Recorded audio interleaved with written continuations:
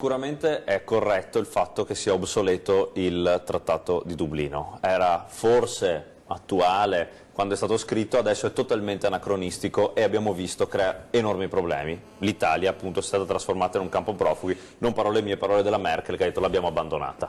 Quindi direi che questo è oggettivo. Secondo dato oggettivo, non è che è solo un problema italiano questo.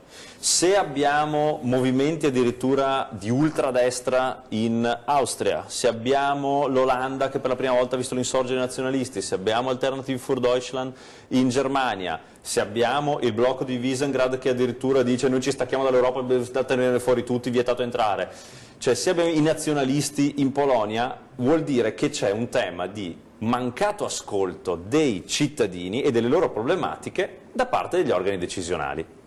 Tradotto, l'Europa non si è ascoltato nessuno, per essere educato, negli ultimi anni.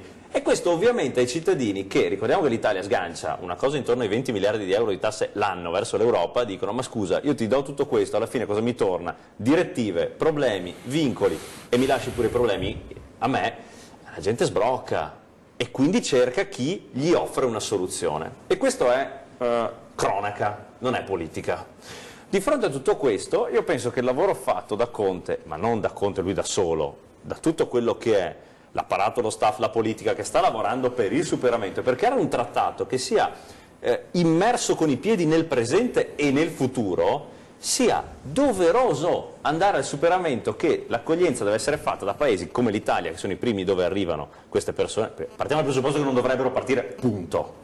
Perché dovrebbero essere fermate prima, ci sono degli enormi campi profughi, giusto o sbagliati che siano, creati al confine con la Turchia. La Francia ha detto che lo dobbiamo fare qua in Italia i campi. Ma la Francia invece, la Francia evidentemente prova ancora a prenderci in giro, che non ha capito che qua non possono stare, che non devono stare in Europa, se no ci sapete cosa c'è, se li facciamo in Francia, cioè se è così bello farli in Europa. Ma detto questo, partendo dal presupposto che non devono partire, devono essere riconosciuti a monte, e lo fanno in Giordania per i siriani, lo fanno il confine della Turchia per sempre i siriani e altre zone di conflitto, questi poi devono essere ridistribuiti e rimpatriati secondo quelle che sono normative europee, perché i confini dell'Italia, 7.800 quasi chilometri di costa, non sono i confini dell'Italia, sono i confini dell'Europa. E finché non passa questo concetto, noi siamo punto a capo.